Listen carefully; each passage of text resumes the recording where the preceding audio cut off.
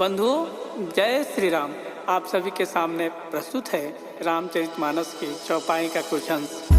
बंदौ गुरु पद पदम परागा, सुरुचि सुवास सरस अनुरागा।